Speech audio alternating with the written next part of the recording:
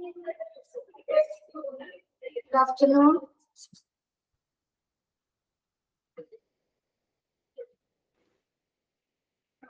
Good afternoon, Miss. Good afternoon, Miss.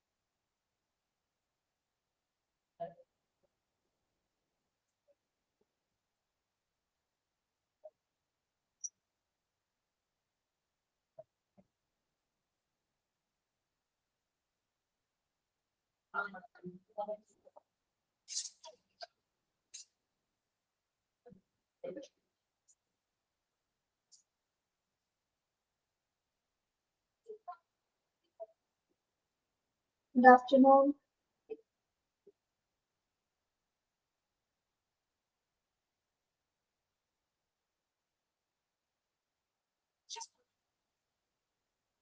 നമ്മൾ K കേളപ്പനെ കുറിച്ചിട്ട് ക്ലാസ്സിൽ എടുത്തതായിരുന്നോ? K Kelappan.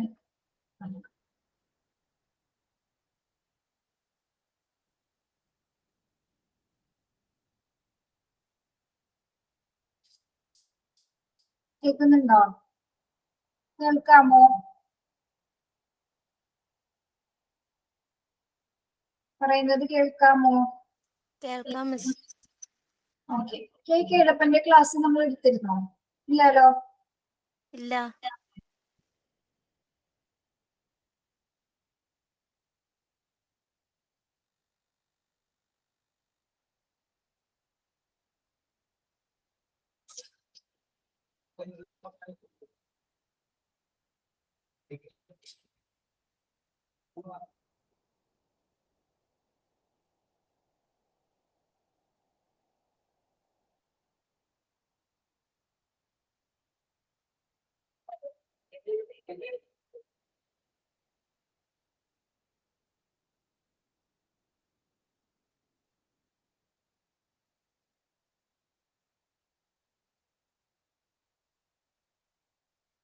Okay.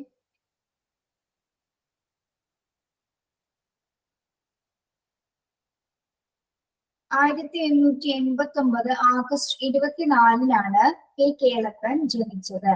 1888 August 24-നാണ് K Kelappan ജനിച്ചത്. കേരള ഗാന്ധി എന്നറിയപ്പെടുന്നത് കെ കേളപ്പനാണ്. കേരള ഗാന്ധി എന്നറിയപ്പെടുന്നത് കെ കേളപ്പനാണ്. അദ്ദേഹം കോഴിക്കോട് ജില്ലയിലെ മുടാടിയിലാണ്, മുടാടി എന്ന മൂച്ചിക്കുന്ന് എന്ന സ്ഥലത്താണ് ഇദ്ദേഹം ജനിച്ചത്. ഇദ്ദേഹം കോഴിക്കോട് ജില്ലയിലെ മുടാടിയിലെ മൂച്ചിക്കുന്ന് എന്ന സ്ഥലത്താണ് കെ കേളപ്പന്റെ ജനനം. 1889 ഓഗസ്റ്റ് 24-നാണ് കെ കേളപ്പൻ ജനിച്ചത്. കോഴിക്കോട് ജില്ലയിലെ കോഴിക്കോട് ജില്ലയിലെ മൂടാടിയിലെ മൂച്ചുകുന്ന് എന്ന സ്ഥലത്താണ് അദ്ദേഹം ജനിച്ചത്.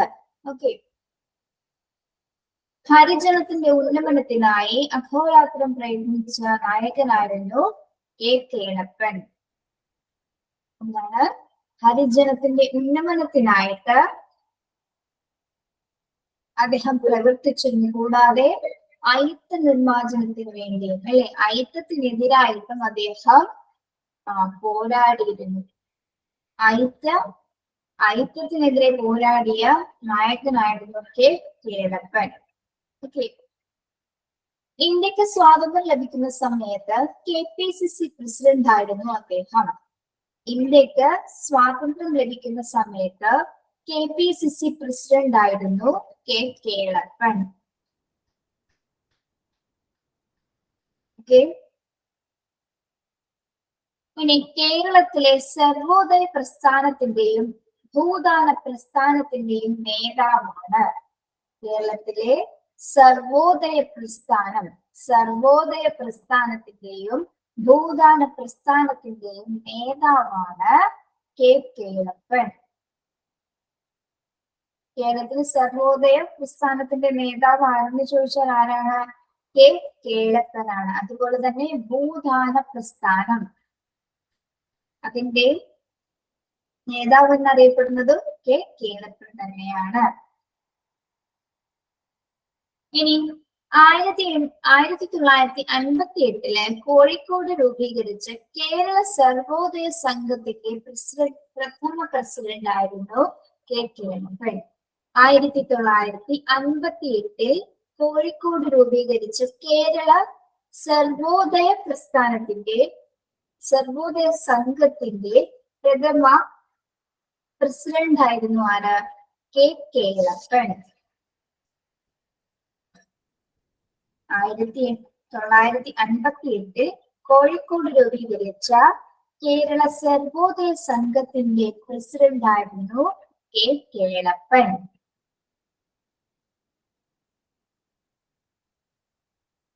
ഇനി ഇദ്ദേഹത്തിനെ ഗാന്ധിജി വ്യക്തി സത്യാഗ്രഹിയായി തിരഞ്ഞെടുത്തു. ഇദ്ദേഹത്തെ ഗാന്ധിജി വ്യക്തി സത്യാഗ്രഹിയായി തിരഞ്ഞെടുത്ത കേരളീയനായിരുന്നു ആര്? കെ കേളപ്പൻ. ഗാന്ധിജി വ്യക്തി സത്യാഗ്രഹിയായി തിരഞ്ഞെടുത്ത കേരളീയനായിരുന്നു ആര്?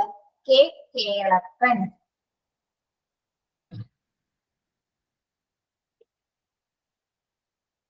ഏതൊക്കെ പ്രസ്ഥാനത്തിനാണ് ഇദ്ദേഹം നേതൃത്വം നൽകിയിരുന്നത്? ഏതൊക്കെ പ്രസ്ഥാനത്തിനാണ് നേതൃത്വം നൽകിയത്? സർവോദയ പ്രസ്ഥാനം, ഭൂദാന പ്രസ്ഥാനം. സർവോദയ പ്രസ്ഥാനം അതുപോലെ തന്നെ ഭൂദാന പ്രസ്ഥാനത്തിനെയും അദ്ദേഹം നേതൃത്വം നൽകിയിരുന്നു. 1958 അദ്ദേഹം ഏത് സംഘത്തിനാണ് കോഴിക്കോട് രൂപം നൽകിയത്? കേരള സർവോദയ സംഘം.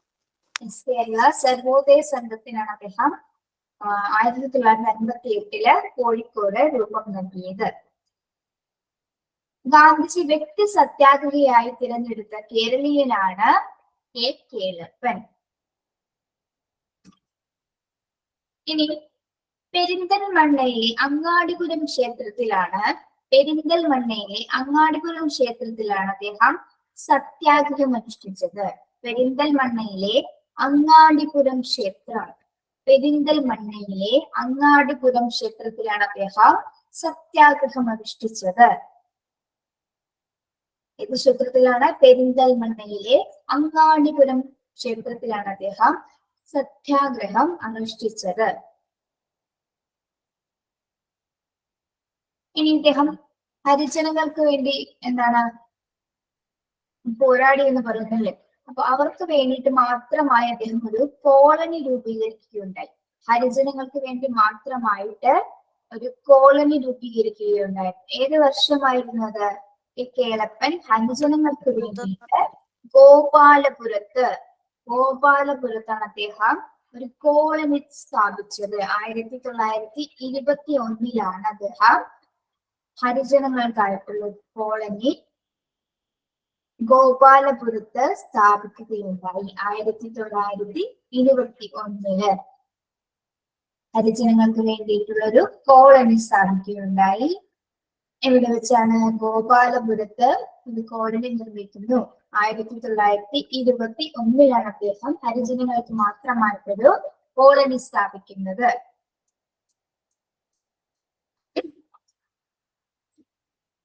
ഇദ്ദേഹം കേരളത്തിലെ മാതൃഭൂമി പത്രത്തിന്റെ രൂപീകരണത്തിലെ മുഖ്യ പങ്ക് വഹിക്കുകയുണ്ടായി.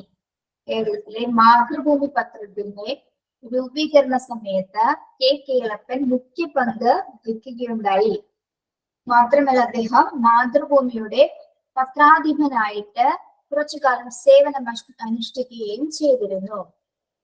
മാതൃഭൂമി പത്രത്തിന്റെ രൂപീകരണ സമയത്തും അതുപോലെ തന്നെ എന്താണ് ആ പത്രത്തിൽ പത്രാധിപനായിട്ട് തന്നെ അദ്ദേഹം സേവനം അനുഷ്ഠിച്ചിരുന്നു.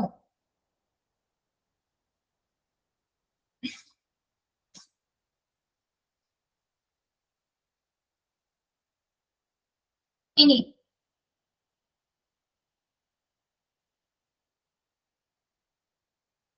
ഗുരുവായൂർ ക്ഷേത്ര പ്രവേശനത്തിന്റെ ഭാഗമായി നടന്ന സത്യാഗ്രഹ സമരം ഗാന്ധിജിയുടെ നിർദ്ദേശപ്രകാരമാണ് കെ കേളപ്പൻ അവസാനിപ്പിച്ചത്.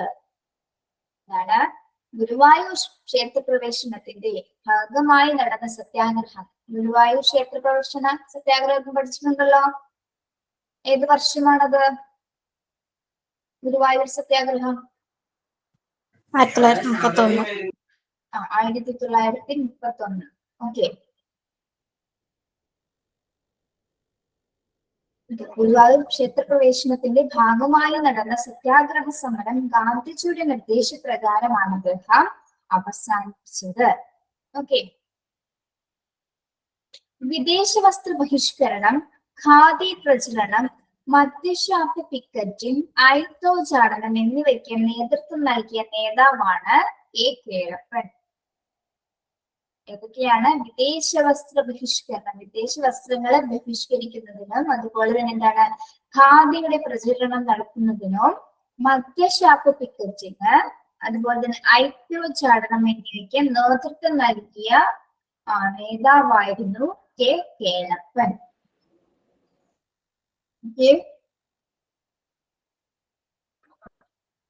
ഐക്യ കേരള രൂപവൽക്കരണ കമ്മിറ്റിയുടെ അധ്യക്ഷനാണ് കെ കേളപ്പൻ. ഐക്യ കേരള രൂപവൽക്കരണ കമ്മിറ്റി, ഐക്യ കേരള രൂപവൽക്കരണ കമ്മിറ്റിയുടെ നേതാവാണ് കെ കേളപ്പൻ. ഏതൊക്കെ കാര്യങ്ങൾക്കാണ് അദ്ദേഹം നേതൃത്വം നൽകിയത്? ഏതൊക്കെ കാര്യങ്ങൾക്കാണ് അദ്ദേഹം നേതൃത്വം നൽകിയത്? ഭൂദാന പ്രസ്ഥാനം, സർവോദയ പ്രസ്ഥാനം, ഐക്യ കേരള രൂപവൽക്കരണ കമ്മിറ്റി, ഓക്കെ, മാതൃഭൂമി പത്രം. ഇപ്പൊ പറഞ്ഞ പോയിന്റ് എന്താണ്? വിദേശ വസ്ത്രങ്ങൾ ബഹിഷ്കരിച്ചു, ഖാദിയുടെ പ്രചരണം, മദ്യഷാപ്പ് പിക്കറ്റിംഗ്, ഐത്തോചാടനം എന്നിവയ്ക്കാണ് അദ്ദേഹം നേതൃത്വം നൽകിയിരുന്നത്. ഓക്കെ. ഐക്യ കേരള രൂപവൽക്കരണ കമ്മിറ്റിയുടെ അധ്യക്ഷനായിട്ടും കെ കേളപ്പൻ ചുമതലയേറ്റിരുന്നു. ഇനി ഇന്ത്യയുടെ സ്വാതന്ത്ര്യത്തിന് ശേഷം INC വിടുകയും കിസാൻ മസ്ദൂർ പ്രജാ പാർട്ടിയിൽ, അതായത് ഇന്ത്യയുടെ സ്വാതന്ത്ര്യത്തിന് ശേഷം സ്വാതന്ത്ര്യാനന്തരം എന്താണ് INC വിടുകയും ഇന്ത്യൻ നാഷണൽ കോൺഗ്രസിൽ നിന്ന് അദ്ദേഹം വിടുകയും അതുപോലെ എന്താണ് കിസാൻ മസ്ദൂർ പ്രജാ പാർട്ടിയിൽ അംഗമാവുകയും ചെയ്തു. ഏത് പാർട്ടിയിലാണ്? Kisan Mazdoor Praja party. Indian national കോൺഗ്രസിൽ നിന്ന് സ്വാതന്ത്ര്യത്തിന് ശേഷം അദ്ദേഹം പിൻവാങ്ങുകയും പിന്നീട് എങ്ങാടാണ് യോജിച്ചത്? കിസാൻ മസ്ദൂർ പാർട്ടിയിൽ അദ്ദേഹം അംഗമാവുകയും ചെയ്തു. ഓക്കെ. ഇനി ഇദ്ദേഹം പാർലമെന്റ് തിരഞ്ഞെടുപ്പിൽ പങ്കെടുക്കുകയുണ്ടായി. പാർലമെന്റ് തിരഞ്ഞെടുപ്പിൽ അദ്ദേഹം പങ്കെടുക്കുകയുണ്ടായിരുന്നു. ഏത് വർഷമാണത്? കെ കേളപ്പൻ പാർലമെന്റിലേക്ക് തിരഞ്ഞെടുക്കപ്പെട്ട വർഷമാണ് 1952. പൊന്നാനി ലോകസഭാ മണ്ഡലത്തിലേക്ക്. ഏത് മണ്ഡലത്തിലേക്കാണ് അദ്ദേഹം തിരഞ്ഞെടുക്കപ്പെട്ടത്? പൊന്നാനി ലോകസഭാ മണ്ഡലം 1952. പൊന്നാനി ലോകസഭാ മണ്ഡലത്തിലേക്കാണ് അദ്ദേഹം ആദ്യമായിട്ട് പാർലമെന്റിലേക്കായിട്ട് തിരഞ്ഞെടുക്കപ്പെട്ടത്.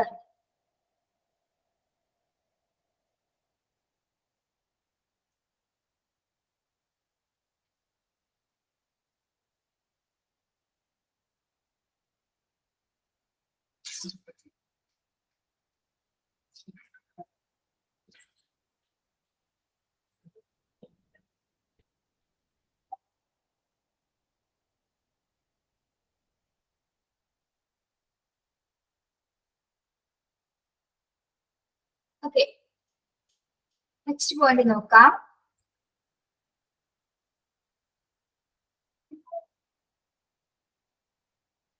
ജാതി വ്യവസ്ഥ നിലനിൽക്കുന്നിടത്തോളം കാലം സ്വരാജ് അപ്രാപ്യമാണെന്ന് പ്രഖ്യാപിച്ചത് കെ കേളപ്പനായിരുന്നു. ജാതി വ്യവസ്ഥ നിലനിൽക്കുന്നിടത്തോളം കാലം സ്വരാജ് എന്നത് അപ്രാപ്യമാണെന്നാണ് അദ്ദേഹം പ്രഖ്യാപിച്ചത്. ജാതി വ്യവസ്ഥ നിലനിൽക്കുന്നിടത്തോളം കാലം സ്വരാജ് എന്നത് അപ്രാപ്യമാണ് എന്നാണ് അദ്ദേഹം പ്രഖ്യാപിച്ചത്. ഇനി മലപ്പുറം ജില്ല രൂപീകരിക്കുന്ന സമയത്ത് അദ്ദേഹം അഭിപ്രായപ്പെട്ടത് എങ്ങനെയായിരുന്നു? മലപ്പുറം ജില്ലയുടെ രൂപീകരണവുമായി ബന്ധപ്പെട്ട് അദ്ദേഹം പറയുകയുണ്ടായി എന്താണ്? ഒരു കൊച്ചു പാകിസ്ഥാനെ സൃഷ്ടിക്കുന്നു എന്ന് അദ്ദേഹം അഭിപ്രായപ്പെട്ടു. മലപ്പുറം ജില്ലയുടെ രൂപീകരണ സമയത്ത് അദ്ദേഹം പറഞ്ഞത് എന്താണ്? ഒരു കൊച്ചു പാകിസ്ഥാനെ സൃഷ്ടിക്കുന്നു, ഒരു കൊച്ചു പാകിസ്ഥാനെ സൃഷ്ടിക്കുന്നു എന്നാണ് കെ കേളപ്പൻ അഭിപ്രായപ്പെട്ടത്. മനസ്സിലായോ എന്താണ്? മലപ്പുറം ജില്ല രൂപീകരിക്കുന്ന സമയത്ത് അദ്ദേഹം അതുമായി ബന്ധപ്പെട്ട് അഭിപ്രായപ്പെട്ടത് എങ്ങനെയായിരുന്നു? എന്താണ്? ഒരു കൊച്ചു പാകിസ്ഥാൻ അവിടെ സൃഷ്ടിക്കപ്പെടുന്നു എന്നാണ് അദ്ദേഹം അഭിപ്രായപ്പെട്ടത്. ഓക്കെ,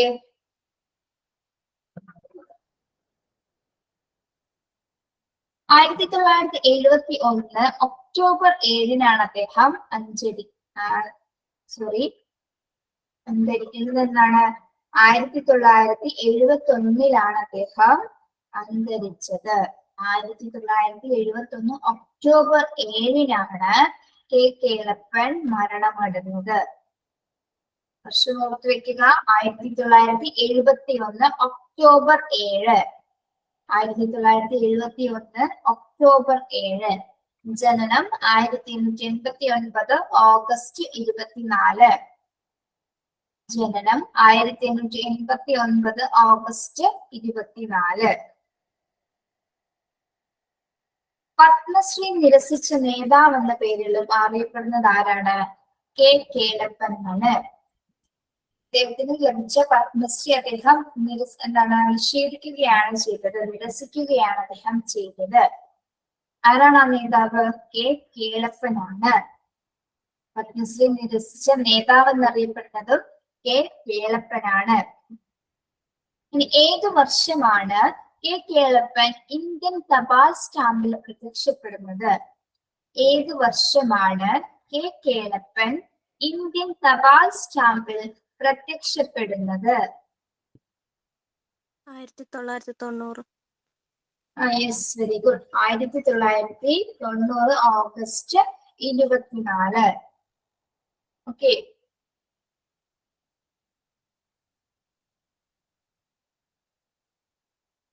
ഇദ്ദേഹത്തിന്റെ ജീവചരിത്രം എഴുതിയത് ആരാണ്? ഇദ്ദേഹത്തിന്റെ ജീവചരിത്രം എഴുതിയത് കെ കേളപ്പന്റെ ജീവചരിത്രം എഴുതിയത് MP മന്മഥനാണ്. MP മന്മഥനാണ് കെ കേളപ്പനെ കുറിച്ചുള്ള ജീവചരിത്രത്തിൽ എഴുതിയത്. കെ കേളപ്പന്റെ ജീവചരിത്രം എഴുതിയത് MP മന്മഥനാണ്. MP Manmadhan. Okay,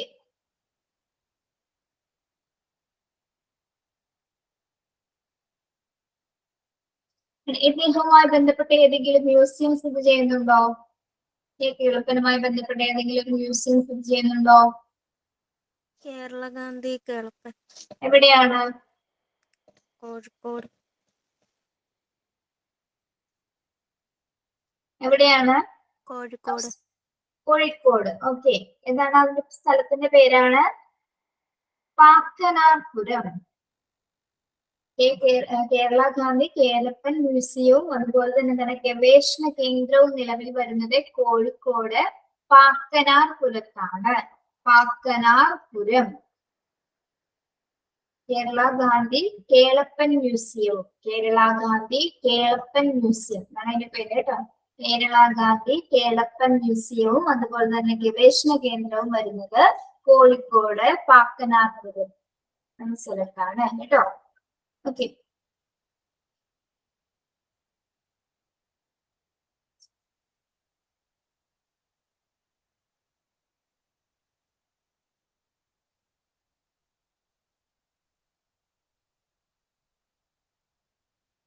Kerala Sarvodaya സംഘത്തിന്റെ പ്രഥമ പ്രസിഡന്റ്.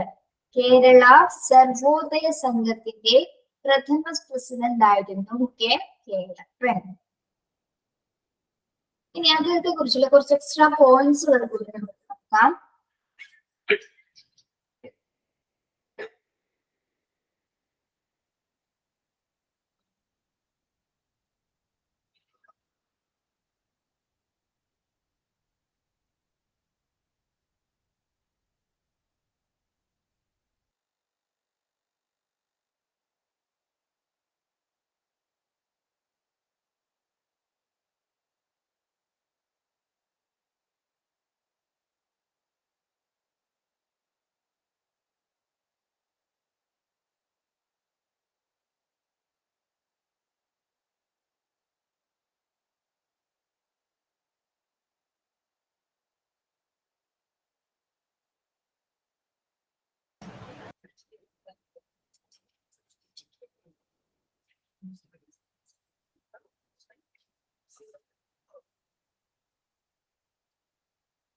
കേരള ഗാന്ധി എന്നറിയപ്പെടുന്ന നവോത്ഥാന നായകനാണ് അത് കെ കേളപ്പൻ.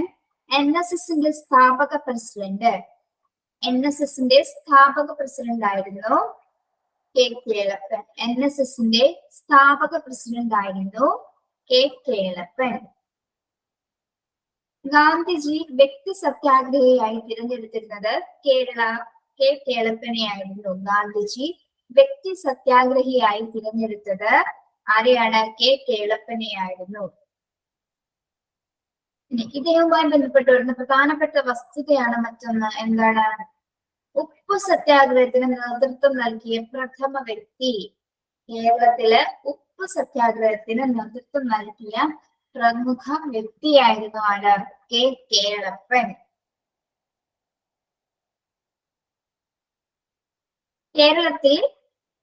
കേരളത്തിൽ കോഴിക്കോട് നിന്നും പയ്യന്നൂർ വരെയാണ് കേളപ്പൻ ഉപ്പ് സത്യാഗ്രഹത്തിന് നേതൃത്വം നൽകിയത്. കേരളത്തിലെ കോഴിക്കോട് നിന്നും പയ്യന്നൂർ വരെയാണ് കേളപ്പൻ ഉപ്പ് സത്യാഗ്രഹത്തിന് നേതൃത്വം നൽകിയത്. എവിടെ മുതൽ എവിടെ വരെയാണെന്നുള്ളത് ചോദിക്കാം കേട്ടോ. പ്രീവിയസ് ക്വസ്റ്റ്യൻസിൽ എന്ന് ചോദിച്ചിട്ടുണ്ട്. കേരളത്തിലെ കോഴിക്കോട് നിന്നും പയ്യന്നൂർ എന്നിവ വരെയാണ് കെ കേളപ്പൻ ഉപ്പ് സത്യാഗ്രഹത്തിന് നേതൃത്വം നൽകിയത്. വൈക്കം സത്യാഗ്രഹത്തിന്റെയും ഗുരുവായൂർ സത്യാഗ്രഹത്തിന്റെയും പ്രഥമ നേതാവ്.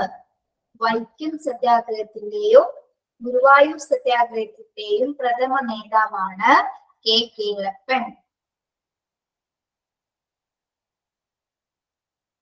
ഗുരുവായൂർ സത്യാഗ്രഹ കമ്മിറ്റിയുടെ സെക്രട്ടറി പദം അലങ്കരിച്ചിരുന്നു. ഗുരുവായൂർ സത്യാഗ്രഹ കമ്മിറ്റിയുടെ സെക്രട്ടറി പദം അലങ്കരിച്ചിരുന്നു കെ കേളപ്പൻ.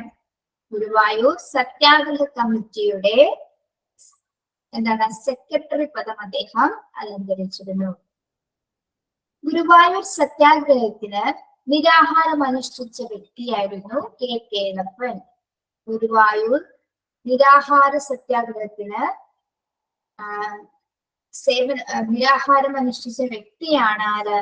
കെ കേളപ്പൻ.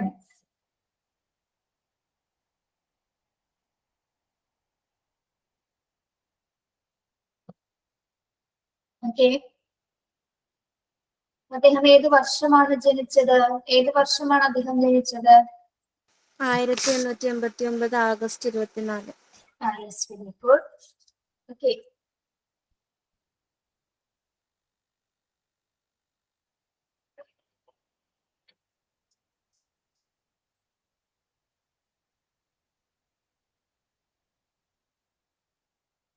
ഏത് ജനങ്ങളുടെ ഉന്നമനത്തിനായിട്ടാണ് അദ്ദേഹം പ്രവർത്തിച്ചത്?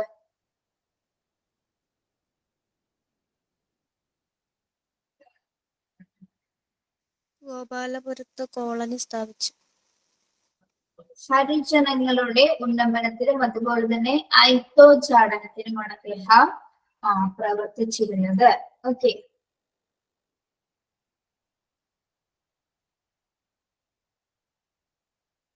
കെ കേളപ്പനെ വ്യക്തി സത്യാഗ്രഹി എന്ന് വിശേഷിപ്പിച്ചത് ആരാണ്? ഗാന്ധിജി. ഓക്കെ. പ്രസിദ്ധമായ ഉപ്പ് സത്യാഗ്രഹം അദ്ദേഹം എവിടം മുതൽ എവിടം വരെയാണ് നടത്തിയത്? കോഴിക്കോട് തൊട്ട് പയ്യന്നൂർ വരെ. കോഴിക്കോട് മുതല് പയ്യന്നൂർ വരെ. കേരളത്തിൽ പ്രസിദ്ധമായ 2 സത്യാഗ്രഹങ്ങൾക്ക് അദ്ദേഹം നേതൃത്വം നൽകി. ഏതൊക്കെയായിരുന്നു അത്? ഗുരുവായൂർ സത്യാഗ്രഹം, വൈക്കം സത്യാഗ്രഹം. ഗുരുവായൂർ സത്യാഗ്രഹം, വൈക്കം സത്യാഗ്രഹം. ഓക്കെ.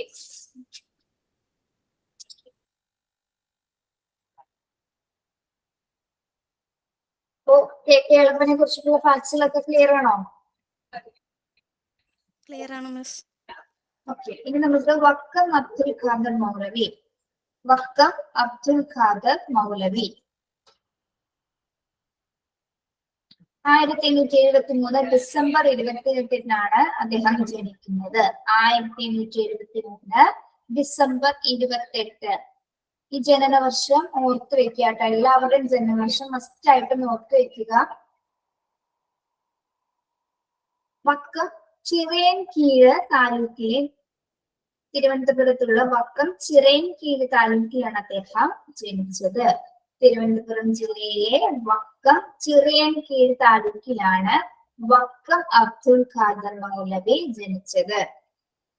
കേരള മുസ്ലിം സമുദായത്തിലെ മുസ്ലിം നവോത്ഥാനത്തിന്റെ പിതാവായിരുന്നു വക്കം അബ്ദുൽ ഖാദർ മൗലവി. കേരള മുസ്ലിം നവോത്ഥാനത്തിന്റെ പിതാവാണ് വക്കം അബ്ദുൽ ഖാദർ മൗലവി. ഇതുമായി ബന്ധപ്പെട്ട് മുസ്ലിം റിലേറ്റഡ് ആയിട്ട് വരുന്നതൊക്കെ എന്താണ്? ഇതുമായി ബന്ധപ്പെട്ട് വേഗം കണക്ട് ചെയ്തിട്ട് നമുക്ക് ആൻസറിലേക്ക് എത്താനായിട്ട് സാധിക്കും. എത്ര ബുദ്ധിമുട്ടുള്ള ഭാഗങ്ങളല്ല ഇതുമായി വരുന്നത്. എല്ലാം കണക്ട് ചെയ്ത് വരുന്ന കാര്യങ്ങൾ തന്നെയാണ്. ഇനി പിതാവ് മുഹമ്മദ് കുഞ്ഞും മാതാവ് ആഷ് ബീവിയുമായിരുന്നു. പിതാവ് മുഹമ്മദ് കുഞ്ഞും മാതാവ് ആഷ് ബീവിയുമായിരുന്നു. 1932 ഒക്ടോബർ 31-നാണ് അദ്ദേഹം മരണമടഞ്ഞത്. 1932 ഒക്ടോബർ 31-നാണ് അദ്ദേഹം മരണമടഞ്ഞത്. അദ്ദേഹത്തിന്റെ ജന്മസ്ഥലം തിരുവനന്തപുരം ജില്ലയിലെ വക്കം ചിറയൻകീഴ് താലൂക്ക്. തിരുവനന്തപുരം ജില്ല വക്കം ചിറയൻകീഴ് താലൂക്ക്. ഓക്കെ.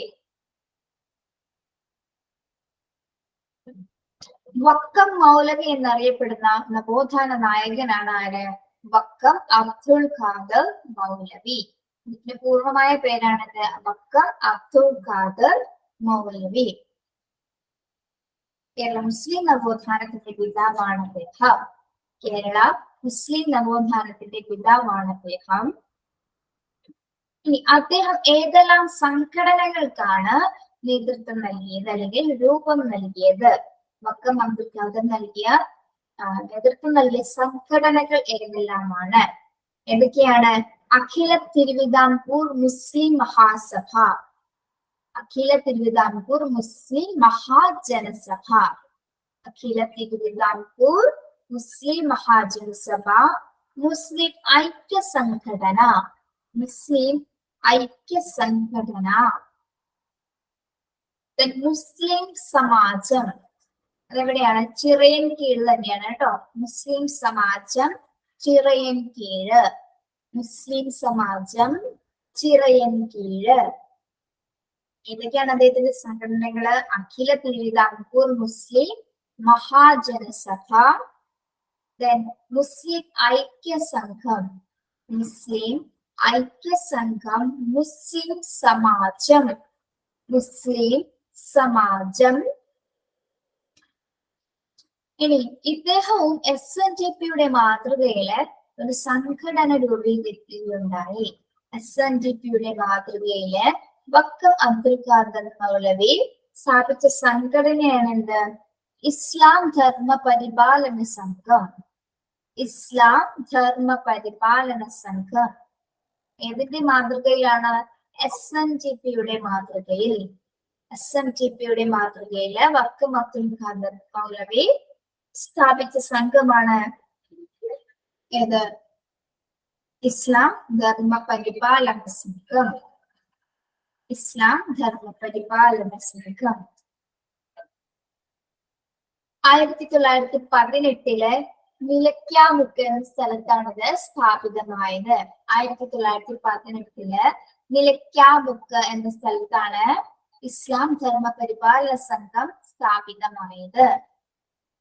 1918 നിലയ്ക്കാമുക്ക് എന്ന സ്ഥലത്താണ് ഈ സംഘം സ്ഥാപിതമായത്.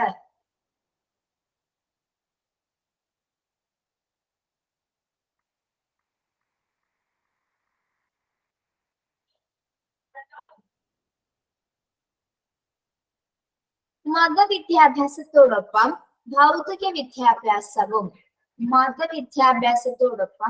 ഭൗതിക വിദ്യാഭ്യാസവും നേടിയെങ്കിലേ മനുഷ്യ പുരോഗതി സാധ്യമാകൂ എന്ന് പറയുന്ന സാമൂഹ്യ പരിഷ്കർത്താവാണ് വക്കം അബ്ദുൽ ഖാദർ മൗലവി.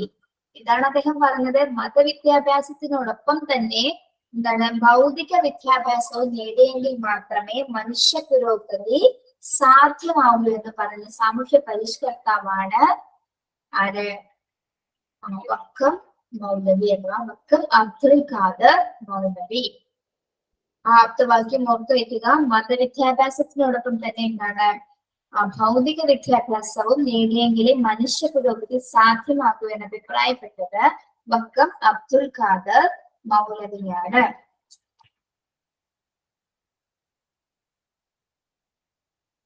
ഇനി ഇദ്ദേഹവുമായി ബന്ധപ്പെട്ടൊരു centre for studies and research എന്ന സ്ഥാപനം കോഴിക്കോട് സ്ഥിതി ചെയ്യുന്നുണ്ട്. Vakkom Maulavi centre for studies and research. Vakkom Maulavi centre for studies and research എവിടെയാണ് സ്ഥിതി ചെയ്യുന്നത്? കോഴിക്കോടാണ്. Vakkom Maulavi centre for studies and research. Vakkom Maulavi centre for studies and research സ്ഥിതി ചെയ്യുന്നത് കോഴിക്കോടാണ്.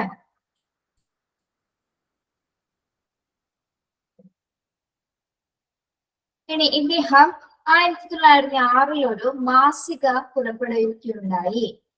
ഇതിന്റെ പേരെന്താണ്? 1906 മുസ്ലിം എന്ന പേരിലെ മലയാള മാസിക അദ്ദേഹം പ്രസിദ്ധീകരിച്ചു. 1906 മുസ്ലിം എന്നൊരു മാസിക, മലയാള മാസിക അദ്ദേഹം പ്രസിദ്ധീകരിക്കുകയുണ്ടായി.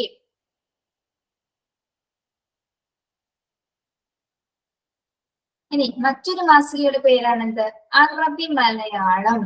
1918 മൗലവി ആരംഭിച്ച അറബി മലയാള മാസികയാണ് അൽ ഇസ്ലാം. 1918 മൗലവി ആരംഭിച്ച അറബി മലയാള മാസികയാണെന്ത്? അൽ ഇസ്ലാം. എന്നത് അറബി മലയാള മാസികയാണ് കേട്ടോ. 1918 അദ്ദേഹം ഇത് ഈ മാസിക തയ്യാറാക്കുന്നത്. ഓക്കെ.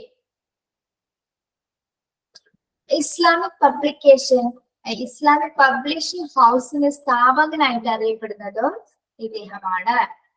ഇസ്ലാമിക് പബ്ലിഷിംഗ് ഹൗസിന്റെ സ്ഥാപകൻ. ഇസ്ലാമിക് പബ്ലിഷിംഗ് ഹൗസിന്റെ സ്ഥാപകനാണ് വക്കം മൗലവി.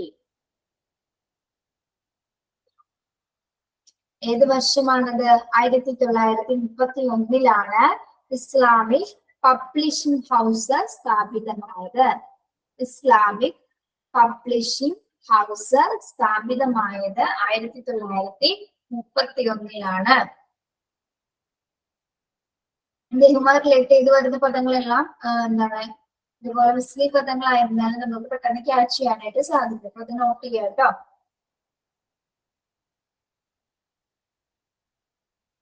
1931 അദ്ദേഹം മറ്റൊരു മാസിക കൂടി തയ്യാറാക്കുകയുണ്ടായി. ഏതായിരുന്നു? ദീപിക. 1931 അദ്ദേഹം തയ്യാറാക്കിയ മാസികയാണ് ദീപിക എന്ന പേരിൽ അറിയപ്പെടുന്നത്. ദീപിക 1931 മക്കം അബ്ദുൽ ഖാദർ മൗലവിയാണ്. ദീപിക.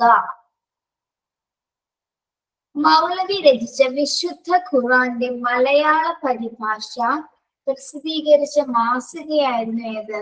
ഈ ദീപിക എന്ന് പറയുന്നത്. മൗലവി രചിച്ച വിശുദ്ധ ഖുർആന്റെ അദ്ദേഹം രചിച്ച വിശുദ്ധ ഖുർആന്റെ മലയാള പരിഭാഷ പ്രസിദ്ധീകരിച്ച മാസികയാണ് എന്ത്? ദീപിക. മൗലവി രചിച്ച വിശുദ്ധ ഖുർആന്റെ മലയാള പരിഭാഷ പ്രസിദ്ധീകരിച്ച മാസികയാണ് ദീപിക. 1931 ദീപിക മാസിക ആരംഭിച്ചത്. അദ്ദേഹം ആരംഭിച്ച അറബി മലയാളം മാസികയായിരുന്നു ഏത്? അറബി മലയാളം മാസിക ഏതായിരുന്നു അദ്ദേഹത്തിന്റെ? യെസ്, അൽ ഇസ്ലാം. ഓക്കെ.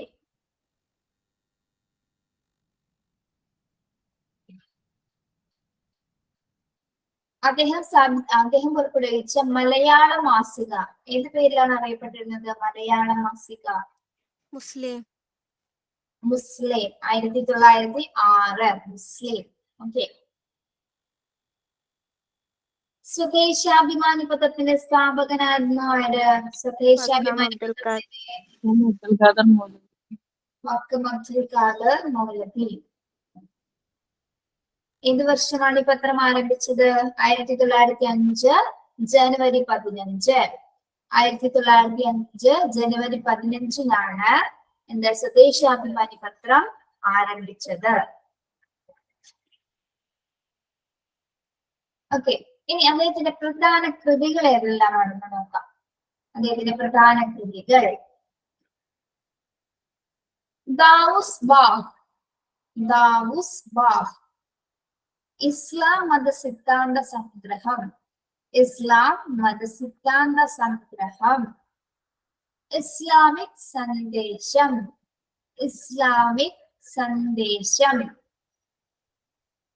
സൂറത്ത് ഉൽ ഫാത്തിഹ. അതൊക്കെയാണ് ദാവൂസ് ബാഹ്,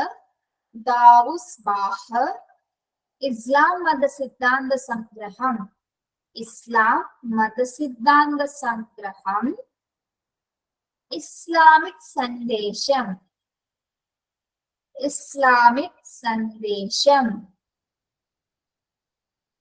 സൂറത്ത് ഉൽ ഫാത്തിഹ.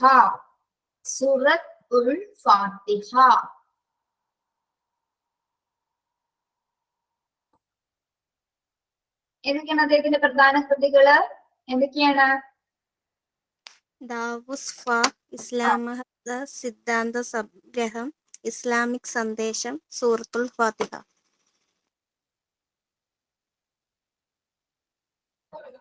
Okay, very good. ഇനി സ്വദേശാഭിമാനി പത്രം ആദ്യമായിട്ട് പ്രസിദ്ധീകരണം ആരംഭിച്ചത് എവിടെയായിരുന്നു? സ്വദേശാഭിമാനി പത്രം ആദ്യം പ്രസിദ്ധീകരണം ആരംഭിച്ചത് എവിടെയാണ്? നൗസിയ? അഞ്ചുതെങ്ങിലാണ്. ഓക്കെ, അഞ്ചുതെങ്ങിലാണ് സ്വദേശാഭിമാനി പത്രത്തിന്റെ ആദ്യ പ്രസിദ്ധീകരണം. ഇനി സ്വദേശാഭിമാനി പത്രത്തിന്റെ ആപ്തവാക്യം: ഭയകൗടില്യ ലോഭങ്ങൾ വളർത്തിയിലൊരു നാടിനെ.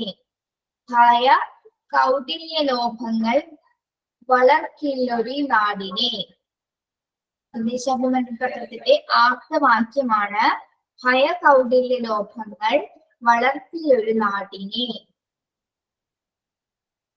ഇനി ഈ പത്രത്തിന്റെ ആദ്യ എഡിറ്റർ ആരാണ്?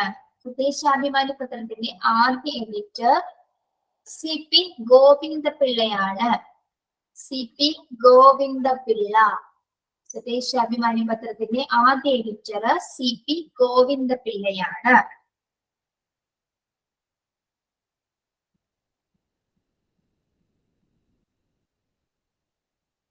മുസ്ലിം നവോത്ഥാനവുമായി ബന്ധപ്പെട്ടുകൊണ്ട് കാര്യങ്ങളാണ് നമ്മളിവിടെ പറഞ്ഞുകൊണ്ടിരിക്കുന്നത്. അതില് പ്രധാനപ്പെട്ടതാരായിരുന്നു? വഖഫ് അബ്ദുൽ ഖാദർ മൗലവി. അതുപോലെ തന്നെ അദ്ദേഹത്തിന് ശേഷം ഒരുപാട് പ്രഗത്ഭ വ്യക്തികള് നവോത്ഥാന പ്രസ്ഥാനത്തില് പ്രവർത്തിച്ചിരുന്നു. അവരുമായി ബന്ധപ്പെട്ട കാര്യങ്ങളും ഇതിൽ കൂടെ പറയുന്നുണ്ട് കേട്ടോ.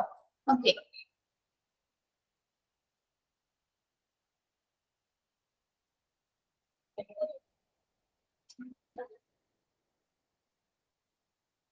ഇനി മക്തി തങ്ങൾ, അദ്ദേഹത്തെ കുറിച്ച് കേട്ടിട്ടുണ്ടോ? മക്തി തങ്ങൾ, മക്തി തങ്ങൾ ആരാണ്? മക്തി തങ്ങൾ എന്നറിയപ്പെടുന്നത്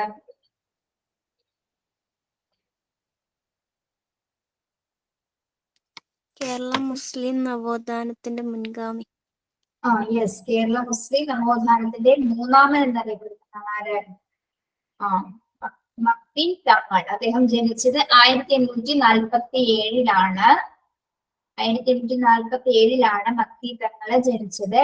വെളിയംകോട് പൊന്നാനി താലൂക്കിലാണ് അദ്ദേഹം. മലപ്പുറം ജില്ലയിലെ വെളിയംകോട് പൊന്നാനി താലൂക്കിലാണ് അദ്ദേഹം ജനിച്ചത്. ഇതൊന്ന് ജസ്റ്റ് ഒന്ന് അറിഞ്ഞിരിക്കാൻ വേണ്ടി പറഞ്ഞു കേട്ടോ. ഓക്കെ, അദ്ദേഹത്തിന്റെ മാതാപിതാക്കള് സെയ്ദ് അഹമ്മദ് തങ്ങളും ഷരീഫ ബീവിയുമായിരുന്നു. സെയ്ദ് അഹമ്മദ് തങ്ങളും ഷരീഫ ബീവിയുമായിരുന്നു. ഇനി മക്തി തങ്ങളുടെ ഗുരുവായിരുന്ന പ്രമുഖ മുസ്ലിം നവോത്ഥാന നായകനായിരുന്നു ആര്? വെളിയംകോട് ഉമർ ഖാസി. മക്തി തങ്ങളുടെ ഗുരുവായിരുന്നു ആര്? വെളിയംകോട് ഉമർ ഖാസി. വെളിയംകോട് ഉമർ ഖാസി. പേരുകളൊന്ന് നോട്ട് ചെയ്ത് വെക്കുക കേട്ടോ. വെളിയംകോട് ഉമർ ഖാസി മക്തി തങ്ങളുടെ ഗുരുവായിരുന്ന മുസ്ലിം നവോത്ഥാന നായകനാണ് വെളിയംകോട് ഉമർ ഖാസി.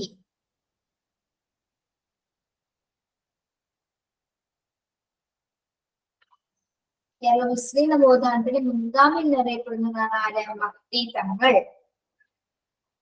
അദ്ദേഹം പറഞ്ഞത് ശരിയായ വിദ്യാഭ്യാസത്തിലൂടെ മാത്രമേ മുസ്ലിം സമുദായത്തിന് ഉന്നമനം ഉണ്ടാകൂ എന്ന് പ്രഖ്യാപിച്ചത് ആരാണ്? മക്തി തങ്ങളാണ്. ശരിയായ വിദ്യാഭ്യാസത്തിലൂടെ മാത്രമേ മുസ്ലിം സമുദായത്തിന് ഉന്നമനം ഉണ്ടാകൂ എന്ന് വാദിച്ച വ്യക്തിയായിരുന്നു ആര്? മക്തി തങ്ങൾ. മുസ്ലിം സ്ത്രീകളുടെ വിദ്യാഭ്യാസത്തിനും അദ്ദേഹം പ്രോത്സാഹനം നൽകിയിരുന്നു. മുസ്ലിം സ്ത്രീകളുടെ വിദ്യാഭ്യാസത്തിന് അദ്ദേഹം മുൻകൈ എടുത്തിരുന്ന വ്യക്തിയായിരുന്നു. മുസ്ലിം സ്ത്രീകൾക്ക് വിദ്യാഭ്യാസം നൽകണമെന്ന് മുന്നിട്ട് അദ്ദേഹം ഒരുപാട് പ്രവർത്തനങ്ങളൊക്കെ നടത്തുകയുണ്ടായിരുന്നു. മുസ്ലിം വിദ്യാഭ്യാസം, സ്ത്രീ വിദ്യാഭ്യാസത്തിന് അദ്ദേഹം പ്രോത്സാഹനം നൽകിയിരുന്നു. മാത്രമല്ല വിദ്യാഭ്യാസം എന്ന മേഖലയ്ക്കും അദ്ദേഹം വിദ്യാഭ്യാസത്തിലൂടെ മാത്രമേ മുസ്ലിം സമുദായം വിപുലപ്പെടുത്താൻ കഴിയുമെന്ന് അദ്ദേഹം ഉറച്ചു പ്രഖ്യാപിക്കുകയുണ്ടായി.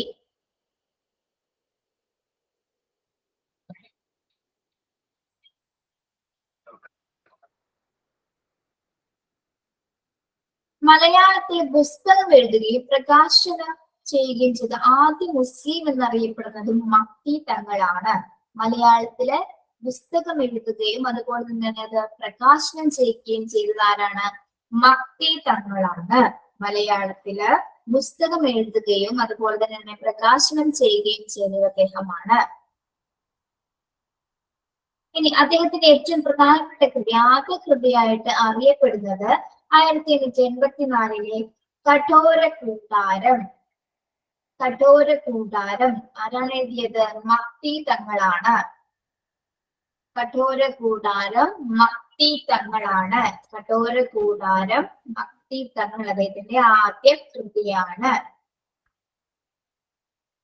ഓക്കെ, ഇനി മലബാറിലെ ക്രിസ്ത്യൻ മിഷണറിമാരുടെ പ്രവർത്തനങ്ങളെയും അവരുടെ മുസ്ലിങ്ങളോടുള്ള മനോഭാവത്തിനെതിരെയായിട്ടും പ്രവർത്തിച്ച വ്യക്തിയായിരുന്നു ആര്? മക്തി തങ്ങൾ. മലബാറിലെ ക്രിസ്ത്യൻ മിഷണറിമാരുടെ പ്രവർത്തനങ്ങളെയും അവരുടെ മുസ്ലിങ്ങളോടുള്ള ആ ഒരു മനോഭാവത്തിനെതിരെയുമായിട്ട് പ്രവർത്തിച്ചിരുന്നതായിരുന്നു ആര്? മക്തി തങ്ങൾ.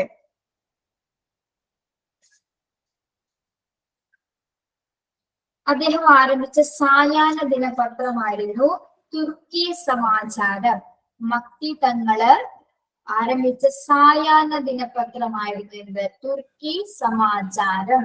സായാഹ്ന ദിനപത്രം തുർക്കി സമാചാരം. തുർക്കി സമാചാരം. അദ്ദേഹത്തിന്റെ യാത്രാ വിവരണം നമ്മുടെ സഞ്ചാരം. നമ്മുടെ സഞ്ചാരം. മക്തി തങ്ങൾ രചിച്ച യാത്രാ വിവരണ ഗ്രന്ഥമാണ് നമ്മുടെ സഞ്ചാരം.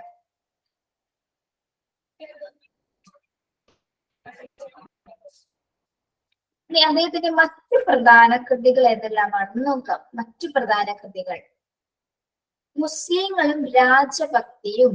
മുസ്ലിങ്ങളും രാജഭക്തിയും മക്തി തങ്ങളുടെ മറ്റു പ്രധാന കൃതികളാണ് പറയുന്നത്. എന്തൊക്കെയാണ്? മുസ്ലിങ്ങളും രാജഭക്തിയും. ക്രിസ്തീയ വായടപ്പ്. ക്രിസ്തീയ വായടപ്പ്. ക്രിസ്തീയ വായടപ്പ്. ഞാൻ തന്നെ. ഞാൻ തന്നെ. ഞാൻ തന്നെ. ഒരു വിവാദം. ഒരു വിവാദം. ഒരു വിവാദം. മുസ്ലിം ജനവും വിദ്യാഭ്യാസവും. മുസ്ലിം ജനവും വിദ്യാഭ്യാസവും. മുസ്ലിം ജനവും വിദ്യാഭ്യാസവും. പരോപദ്രവ പരിഹാരി. പരോപദ്രവ പരിഹാരി. പരോപദ്രവ പരിഹാരി. മക്തി സംവാദ ജയം. മക്തി സംവാദ ജയം. മക്തി സംവാദ ജയം. മക്തി സംവാദ ജയം.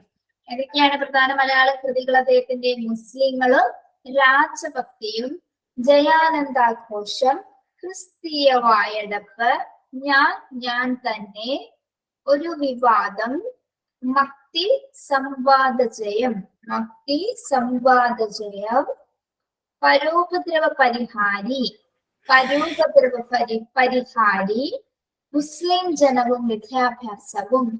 മുസ്ലിം ജനവും വിദ്യാഭ്യാസവും.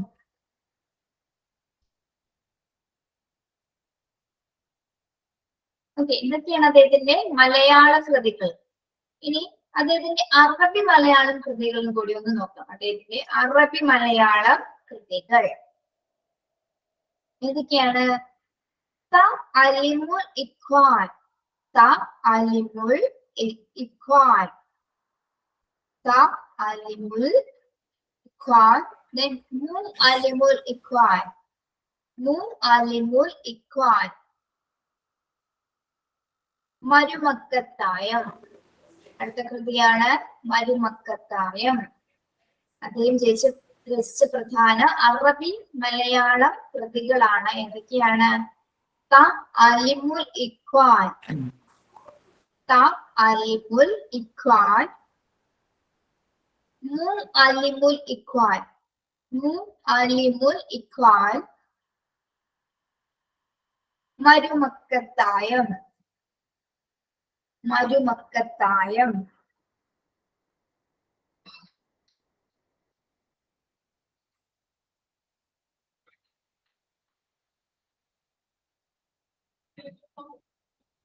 ഓക്കെ,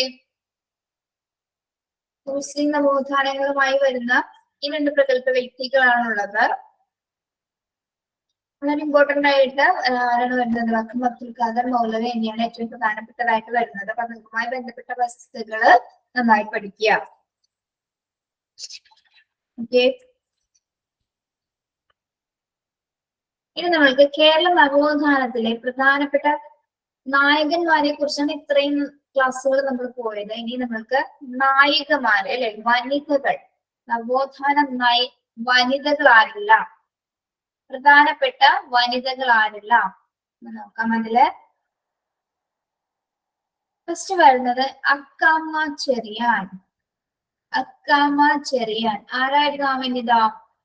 അക്കാമ ചെറിയാൻ പ്രത്യേകത എന്തായിരുന്നു?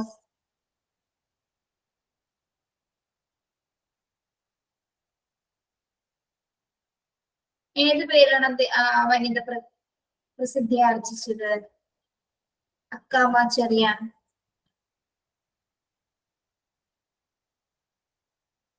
തിരുവിതാംകൂറിന്റെ ഝാൻസി റാണി. റാണി. എന്താണ്? തിരുവിതാംകൂറിന്റെ ഝാൻസി റാണി. യെസ്, തിരുവിതാംകൂറിന്റെ ഝാൻസി റാണി എന്നറിയപ്പെടുന്നത് ആരാണ്? അക്കമ്മ ചെറിയാൻ. ഓക്കെ. 1909 ഫെബ്രുവരി 14 അക്കമ്മ ചെറിയാൻ ജനിക്കുന്നത്. 1909 ഫെബ്രുവരി 14 കോട്ടയം കാഞ്ഞിരപ്പള്ളിയിലാണ് അക്കമ്മ ചെറിയാൻ ജനിച്ചത്. കോട്ടയം കാഞ്ഞിരപ്പള്ളി. 1938 തിരുവിതാംകൂറിലെ ഉത്തരവാദ പ്രക്ഷോഭണത്തിന്റെ ഭാഗമായി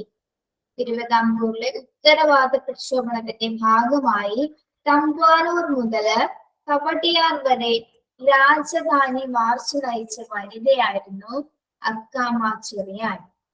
1938 തിരുവിതാംകൂറിലെ ഉത്തരവാദ ഭരണത്തിന്റെ പ്രക്ഷോഭണ ഭാഗമായിട്ട് തമ്പാനൂർ മുതൽ കവടിയാർ വരെ രാജധാനി മാർച്ച് നയിച്ച വനിതയാണ് അക്കാമ ചെറിയാൻ.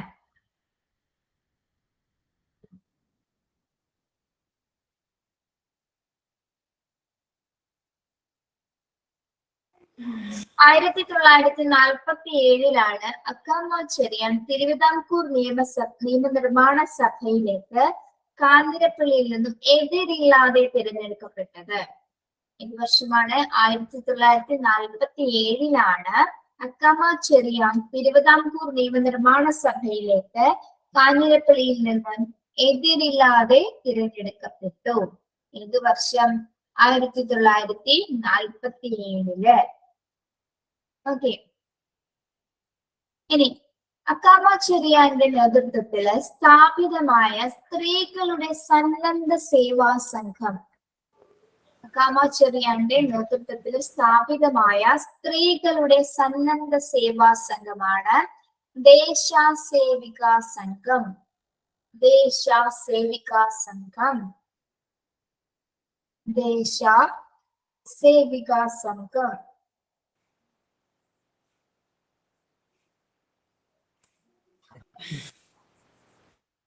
ഓക്കെ. സ്ത്രീകളുടെ സന്നദ്ധ സേവാ സംഘത്തിന് രൂപം നൽകി. അതിന്റെ പേരെന്താണ്? ദേശസേവികാ സംഘം. ദേശസേവികാ സംഘം. അക്കമ്മ ചെറിയാൻ എന്ന കൃതി രചിച്ചത് ആരാണ്? അക്കമ്മ ചെറിയാൻ എന്ന കൃതി രചിച്ചത് ആർ പാർവതി ദേവിയാണ്. അക്കമ്മ ചെറിയാൻ എന്ന കൃതി രചിച്ചത് ആർ പാർവതി ദേവിയാണ്. അക്കമ്മ ചെറിയാൻ എന്ന കൃതി രചിച്ചത്. ഇവരുടെ ആത്മകഥ അറിയപ്പെടുന്നത് ജീവിതം ഒരു സമരം എന്ന പേരിലാണ്. അക്കമ്മ ചെറിയാന്റെ ആത്മകഥ അറിയപ്പെടുന്നത് ജീവിതം ഒരു സമരം. അക്കമ്മ ചെറിയാന്റെ ആത്മകഥ അറിയപ്പെടുന്നത് ജീവിതം ഒരു സമരം. നോട്ട് ചെയ്യുക. അക്കമ്മ ചെറിയാന്റെ ആത്മകഥ അറിയപ്പെടുന്നത് ജീവിതം ഒരു സമരം.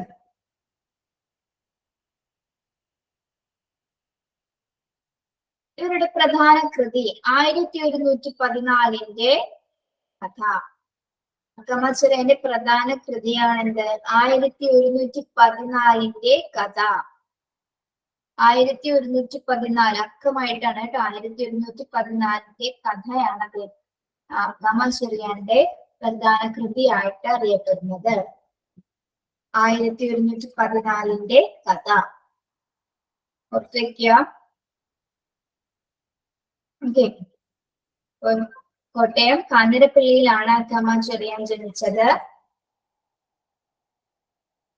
സ്ത്രീകൾക്ക് വേണ്ടിയിട്ടൊരു സന്നദ്ധ സേവാ സംഘം, ദേശസേവികാ സംഘം അവർ സ്ഥാപിക്കുകയുണ്ടായി. അതുപോലെ തന്നെ എന്താണ് 1938 തിരുവിതാംകൂറിൽ ഉത്തരവാദ ഭരണ പ്രക്ഷോഭത്തിന്റെ ഭാഗമായി തമ്പാനൂർ മുതല് കവടിയാർ വരെ രാജധാനി മാർച്ച് നയിച്ച വനിതയായിരുന്നു ആര്?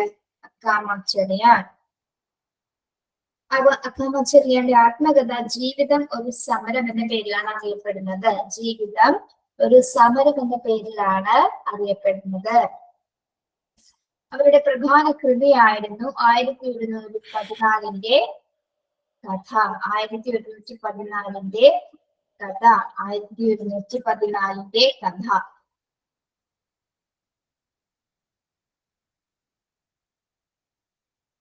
ആയിരത്തി 1982 മെയ് 5 അവർ മരണമടഞ്ഞു. 1982 മെയ് 5 അക്കാമച്ചെറിയാൻ അന്തരിച്ചത്. 1982 മെയ് 5 അക്കാമച്ചെറിയാൻ അന്തരിച്ചത്. ഇനി ഇവരുടെ പ്രതിമ സ്ഥിതി ചെയ്യുന്നത് എവിടെയാണ്? വെള്ളയമ്പലം. തിരുവനന്തപുരം ജില്ലയിലെ വെള്ളയമ്പലം എന്ന സ്ഥലത്ത് അക്കാമച്ചെറിയാന്റെ പ്രതിമ സ്ഥിതി ചെയ്യുന്നുണ്ട്. വെള്ളയമ്പലം, തിരുവനന്തപുരത്തെ വെള്ളയമ്പലം എന്ന സ്ഥലത്ത് അക്കാമച്ചെറിയാന്റെ പ്രതിമ സ്ഥിതി ചെയ്യുന്നുണ്ട്. കേരളത്തിന്റെ തിരുവിതാംകൂറിന്റെ ഝാൻസി റാണി എന്നറിയപ്പെടുന്നത് അക്കാമച്ചെറിയാനാണ്. അങ്ങനെ വിശേഷിപ്പിച്ചത് ഗാന്ധിജിയാണ്. അക്കാമച്ചെറിയാനെ ഝാൻസി റാണി എന്ന്, തിരുവിതാംകൂറിന്റെ ഝാൻസി റാണി എന്ന് വിശേഷിപ്പിച്ചത് ആരാണ്? ഗാന്ധിജിയാണ്.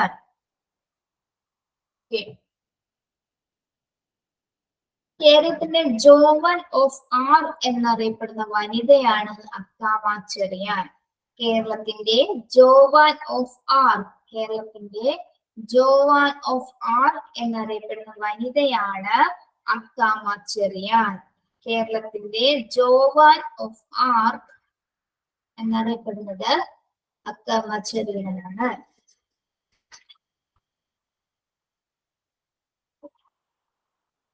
ഓക്കെ, ക്ലിയർ ആണോ? അടുത്ത വനിതയാണ് ലളിതാംബിക അന്തർജനം. ലളിതാംബിക അന്തർജനം.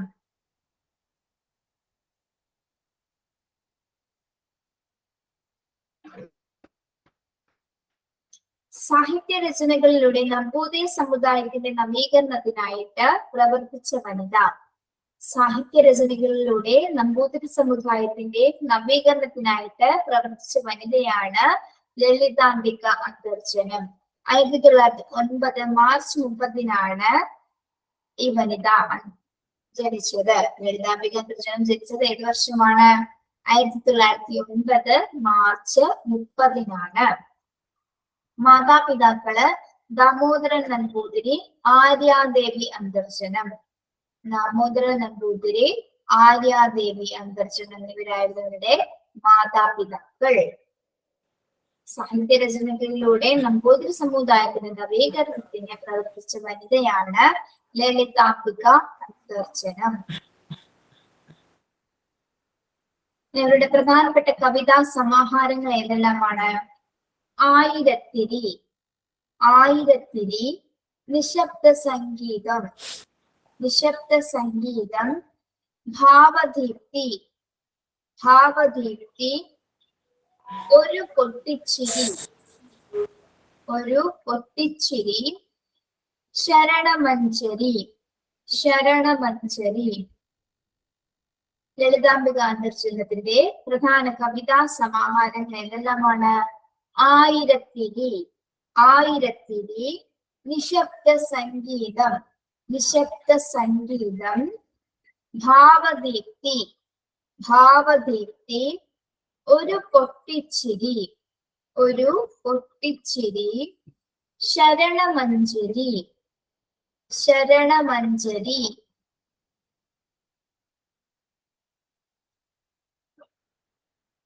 ഇതൊക്കെയാണ് പ്രധാനപ്പെട്ട കവിതാ സമാഹാരങ്ങള്.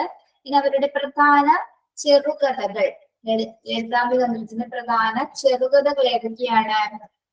മൂടുപടത്തിൽ, മൂടുപടത്തിൽ, കൊടുംകാറ്റിൽ നിന്ന്, മൂടുപടത്തിൽ, കൊടുംകാറ്റിൽ നിന്ന്, 20 വർഷത്തിനു ശേഷം, 20 വർഷത്തിനു ശേഷം, ലളിതാംബിക അന്തർജനത്തിന്റെ ചെറുകഥകളാണ് കേട്ടോ ഇതൊക്കെ. മൂടുപടത്തിൽ കൊടുങ്കാറ്റിൽ നിന്ന് 20 വർഷത്തിനു ശേഷം അഗ്നിപുഷ്പങ്ങൾ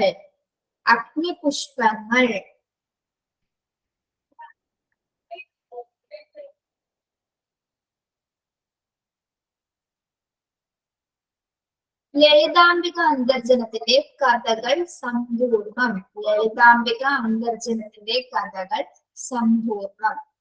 ലളിതാംബിക അന്തർജനത്തിന്റെ കഥകൾ സമ്പൂർണം എന്നീ ചെറുകഥകളാണ് ലളിതാംബിക അന്തർജനം പ്രധാനമായും രചിച്ചത്. ഇതെല്ലാം ചെറുകഥകളാണ്. ഓക്കെ,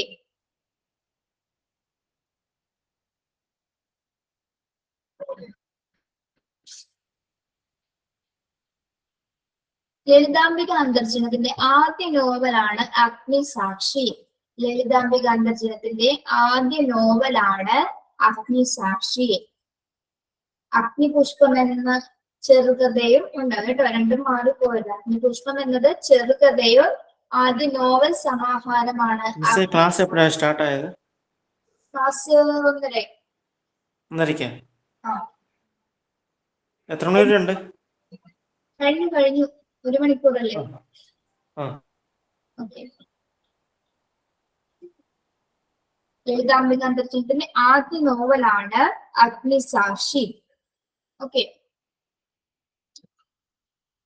വയലാർ അവാർഡിന് അർഹയാക്കിയ നോവലായിരുന്നു ഏത്? അഗ്നിസാക്ഷി. ലളിതാംബിക അന്തർജനത്തിന് വയലാർ അവാർഡിന് അർഹയാക്കിയ നോവലാണ് അഗ്നിസാക്ഷി. അപ്പോ ആദ്യ വയലാർ ജേതാവും ആരായിരുന്നു? ലളിതാംബിക അന്തർജനമായിരുന്നു. ആദ്യ വയലാർ അവാർഡ് ജേതാവ് ലളിതാംബിക അന്തർജനമാണ്. 1977 ആദ്യ വയലാർ അവാർഡ് ജേതാവാണ് ലളിതാംബിക അന്തർജനം. ഏത് നോവലിനാണ്? അഗ്നിസാക്ഷി എന്ന നോവലിന്. അഗ്നിസാക്ഷി എന്ന നോവലിനാണ് വയലാർ അവാർഡ് അന്തർജനത്തിന് ലഭിച്ചത്. ലളിതാംബിക അന്തർജനത്തിന് ലഭിച്ചത്. ഇവരുടെ ആത്മകഥയ്ക്ക് ഒരു ആമുഖം എന്നാണ് അറിയപ്പെടുന്നത്. ലളിതാംബിക അന്തർജനത്തിന്റെ ആത്മകഥയ്ക്കൊരു ആമുഖം. ആത്മകഥയ്ക്കൊരു ആമുഖം എന്നാണ് ലളിതാംബിക അന്തർജനത്തിന്റെ ആത്മകഥ അറിയപ്പെടുന്നത്. ഓക്കെ,